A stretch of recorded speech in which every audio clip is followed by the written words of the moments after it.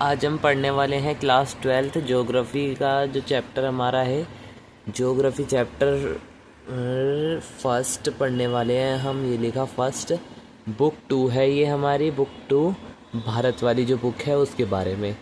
तो हम स्टार्ट करने से पहले बता देते हैं कि ये जो हमारी ये हम यूनिट समझा रहे हैं, जो ये हम एक यूनिट समझा रहे हैं आप लोगों को, इसको हमने 3 पार्ट में डिवाइड करा है, जिसका एक पार्ट आ जा रहा है, एक पार्ट 2 दिन बाद आएगा, फिर तीसरा पार्ट उसके अगले दिन आएगा।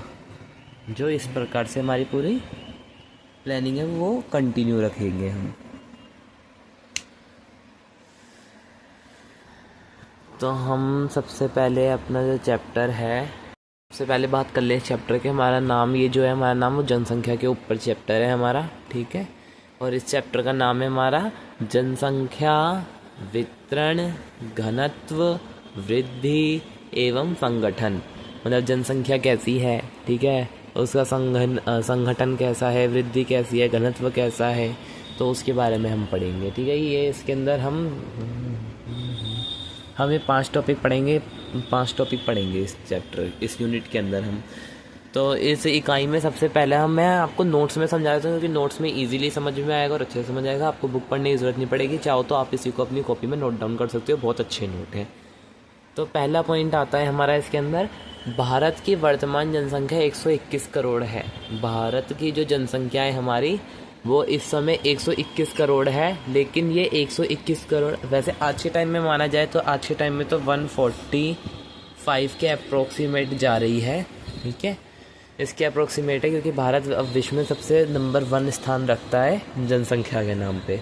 लेकिन अभी तक जनगणना हुई नहीं है, तो उसके हिसाब से हम चलेंगे 2011 के अनुसार। तो ये जो वृद्धि है 2011 के अनुसार है। तो आप जब भी इसको नोट डाउन करें तो कॉपी के आगे जरूर रख दें 2011, ये जो है 2011 के अनुसार है, ठीक है।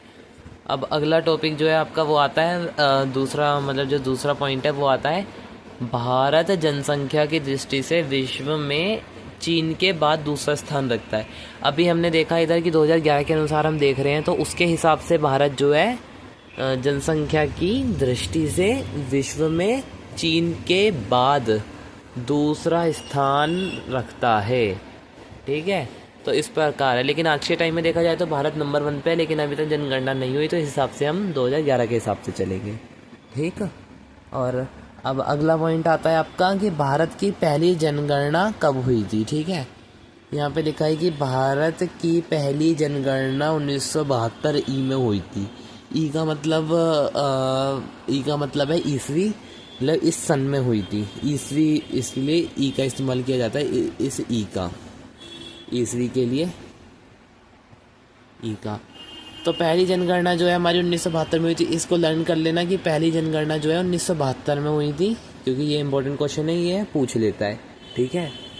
किंतु हुई तो 1972 में थी पहली जनगणना, लेकिन पहली संपूर्ण ये करी थी, लेकिन पूरी तरह से सफल नहीं हो सकी। लेकिन पहली संपूर्ण जनगणना 1881 ईस्वी में हुई, और वो संपन्न भी हुई थी, ठीक है। अब यहीं से आपके 2 क्वेश्चन बन जाते हैं। 2 क्वेश्चन क्या है कि पहली जनगणना कब हुई। जब वो पूछेगा पहली जनगणना, तो आपको बताना है आपका 1872, ठीक है। लेकिन जब वो लगा दे संपूर्ण, तो संपूर्ण लगा दे तो आपको लगाना है 1881, 1881, ओके। ये वाला भी हमारा टॉपिक हो गया पॉइंट। अब इस वाले पॉइंट पे आ जाओ, ये बहुत इंपॉर्टेंट है, ठीक है। इसमें क्या है, भारत में भारत में जनसंख्या वितरण के बारे में बताना है हमें। तो भारत में जनसंख्या वितरण हम पढ़ने वाले हैं, मतलब भारत में जो जनसंख्या है वो किस तरह से बटी हुई है, किस तरह से रह रही है, ठीक है। तो भारत में सर्वाधिक जनसंख्या वाले राज्य देख लेते हैं हम। सबसे पहले इस टॉपिक में हम इतना देखेंगे कि सबसे पहले जो हमारे भारत की जनसंख्या जिसमें सर्वाधिक है वो, तो सर्वाधिक हमारे 5 राज्यों में है, जिसमें से सबसे पहला स्थान आता है, जिसमें सबसे ज़्यादा है वो है उत्तर प्रदेश। उत्तर प्रदेश एक तो देखा जाए कि काफ़ी बड़ा भी है और उसके अंदर काफ़ी जनसंख्या भी है। और दूसरा टॉपिक, मतलब जो दूसरा वो है राज्य, वो है महाराष्ट्र, ठीक है।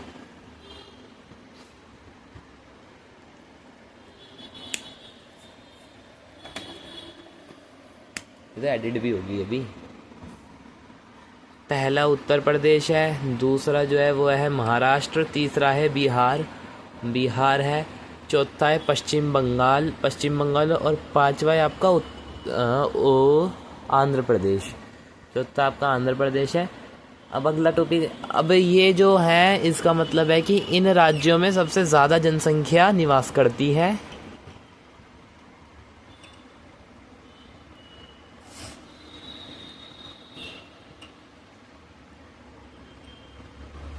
लेकिन अगर केंद्र शासित प्रदेश पूछे जिसमें सबसे ज़्यादा जनसंख्या निवास करती है तो उसका सीधा साधा आंसर आपको देना है दिल्ली। दिल्ली में सबसे ज़्यादा जनसंख्या है। आज के टाइम पे देखा जाए तो दिल्ली में लगभग 3 करोड़ लोग रह रहे हैं इस समय। तो अब अगला जो हमारा मेन पॉइंट है वो है विश्व की संपूर्ण भूमि पर 2:4% क्षेत्र पे भारत स्थित है। कि मान लो ये पूरा हमारा ये हमारे ग्लोब है, मान लो अर्थ है, अर्थ में ये हमने इसको 4 भागों में डिवाइड कर दिया, ठीक है। तो इसमें से मान लो कि ये 3 में तो जो है अदर देश हैं, इसमें से इतना और हटा दो। अब इतना जो ये कलर्ड मैंने कर दिया, यहाँ पे जो है भारत है, भारत स्थित है इतने एरिया में। मैं इसको पूरा हाईलाइट कर देता हूँ। इतने हिस्से में भारत जो है वो विस्तृत है, फैला हुआ है इतने हिस्से में। तो इसमें तो बस इतना ही बताया, पर इसका ये याद रखना, इसका अनुपात याद रखना 2:4 है। इसको कॉपी में नोट डाउन कर लेना, ये पूछा जाता है। और इसको इसी तरह से लिखना बिल्कुल कि विश्व की संपूर्ण भूमि पर 2:4% क्षेत्रफल भूमि पे भारत स्थित है। अगला टॉपिक है जो विश्व की संपूर्ण जनसंख्या का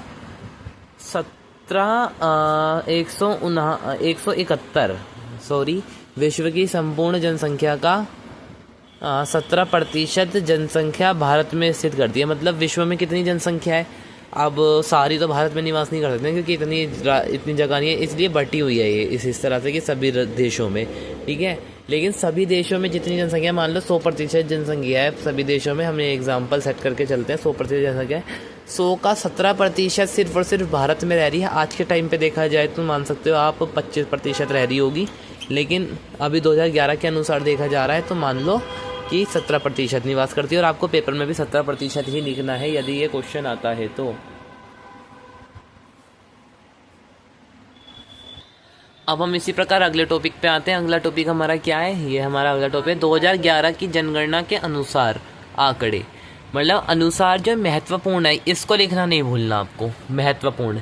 जो भी आपको पेपर में लगे कि ये इंपॉर्टेंट है, उस लाइन को आपको हमेशा, जैसे कि मान लो मेरे को लगता है कि ये वाली लाइन जो मेरी है वो इंपॉर्टेंट है, सर्वाधिक जनसंख्या वाले राज्य ये जो है इंपॉर्टेंट है, तो इसको मैं इस तरह से हाईलाइट कर दूंगा, ठीक है। ब्लू पेन से लिख रहे हो तो ब्लैक पेन से उसको हाईलाइट कर दो, जैसे कि अच्छे से समझ में आ जाए टीचर को कि आपको ये इंपॉर्टेंट है, आपको उसको ये बताना चाहते हो। तो अब हम अपने आगे के टॉपिक पे बढ़ते हैं, ठीक है। 2011 के अनुसार महत्वपूर्ण आंकड़े कौन से हैं, हमने इसमें वो देखा है। अब भारत की कुल जनसंख्या 2011 की जनगणना के अनुसार 121 करोड़ है। अब आप या तो सिर्फ और सिर्फ लिख दो 121 करोड़,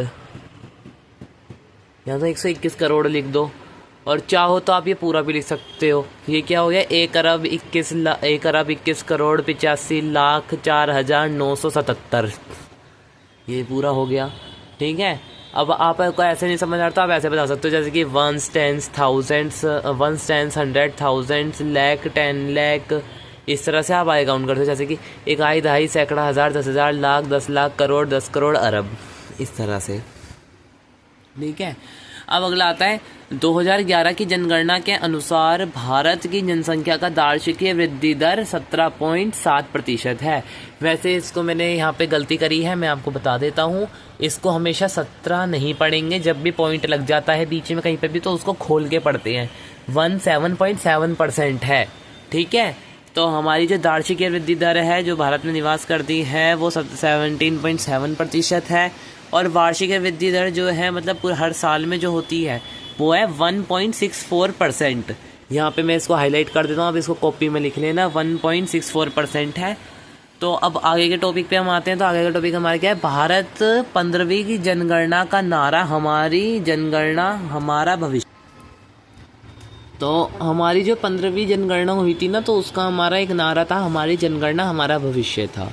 भविष्य है, था, रहेगा, जो भी आप कहना चाहो, वैसे तो था बोलेंगे, क्योंकि 15वीं जो जनगणना थी वो हमारा भविष्य इसलिए था कि मतलब महामारी अकाल वगैरह ये सब के बाद वो गुजर रही थी, तो इस वजह से।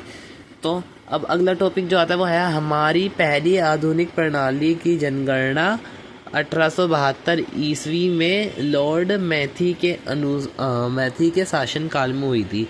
ये आप यहाँ से यहाँ तक लिख देना कि हमारी पहली आधुनिक प्रणाली की जनगणना 1872 ईस्वी में लॉर्ड मैथी के शासन काल में हुई थी।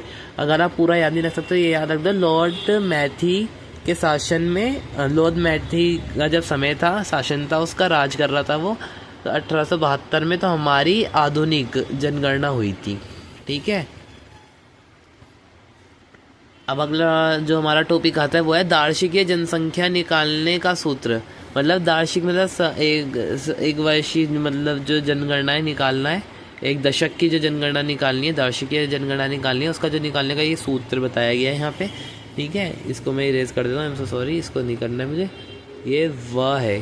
ठीक है, वर्तमान जनसंख्या, उसमें से ये आपको घटाना है यहाँ पे पूर्व जनसंख्या। ठीक है, फिर आपको लगाना है एक वो बटा, फिर लिखना है पूर्व जनसंख्या गुणा में 100। मतलब कि आपकी मान लो यहाँ पे जो हमारी जनगणना है, जनसंख्या है, वो मान लो आपकी 200 है, मान लो ये 200 है, और इसमें से घटा दो आप 300, ओ सॉरी स्टूडेंट्स, 200 है, उसमें से आप घटा दो, इसको मान के चलते हैं हम, इसको मिटो देते हैं, किसी भी राज्य की देश की इतनी कम नहीं होती मान के चले तो। वैसे आप मान लो किसी की 1000 है वर्तमान, ठीक है, उसमें से घटानी है हमारे को 500, क्योंकि पूर्ण जनसंख्या 500 मान लो। ठीक है, पूर्ण वैसे तो वर्तमान ये, और पूर्ण में वो घटाएंगे जो है अभी हमारी, जो है मान लो कुछ भी, बटा, फिर हमारे को यहाँ पे वापसी पूर्ण जनसंख्या रखनी है, इसमें से इसको आप घटा दोगे। तो मैं आपको सपोज करके बता देता हूँ कि जैसे कि मान लो इसमें 500 रह गई, ठीक है, फिर बटा 500 ही आ गया, ठीक है, फिर 500 गए तो 0 चला गया, तो कुछ बचा ही नहीं। ठीक है, तो गिड़ा हो जाएगी, तो वापस से इक्वल्स टू 100 रह जाएगा। इस तरह से आप एक बार सॉल्व करके देख लेना अपने अनुसार, आपको जैसे सही लगे वैसे कर लेना। अब आता है अगला पॉइंट, 1911 से 1921 के दशक में जनसंख्या में ह्रास -0.31% देखा गया था। वो क्यों देखा था, पहले तो ये याद रखना कि 1911 से 1921 के बीच में देखा गया है, ये 10 वर्ष के अंदर। क्यों, क्योंकि इस समय भारत एक तो इस भारत में ब्रिटिश शासनकाल था, ठीक है, ब्रिटिश के शासन में था भारत इस समय, ठीक है, और दूसरा कि आंतरिक लड़ाइयाँ, बाहरी लड़ाइयाँ चल रही थी भारत की, ठीक है, और भारत में अकाल पड़ रहे थे, जैसे कि भूखमरी हो गई, महामारी हो गई, ठीक है। देखो मैंने इसके अंदर मेंशन भी कर रखा है, जैसे कि महामारी, जिसका कारण अकाल एक महामारी का प्रकोप था, जिसके चलते मृत्यु दर अधिक हो गई। अब जब भूखमरी फैलेगी तो मतलब खाने के लिए नहीं मिलेगा लोगों को, ठीक है, जब लोगों को खाने के लिए नहीं मिलेगा तो लोग एक दूसरे को मारेंगे, खाएंगे, ठीक है, तो वो जो यहाँ पे है वो इसके कारण मृत्यु दर बढ़ गई, ठीक है। महामारी फैली, महामारी के कारण भी लोगों की मृत्यु हुई, तो वो भी बढ़ गई, ठीक है। तो मतलब टोटली इन सबको मिला के जो बात रही वो ये रही कि 1911 से 1921 के बीच में जो है मृत्यु दर बढ़ गई थी, क्योंकि अकाल और महामारी फैल रही थी, और कितनी बढ़ी थी, -0.31%।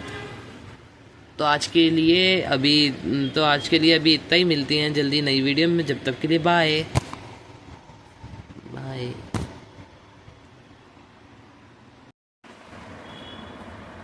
तो आज हम समझने वाले हैं क्लास 12 का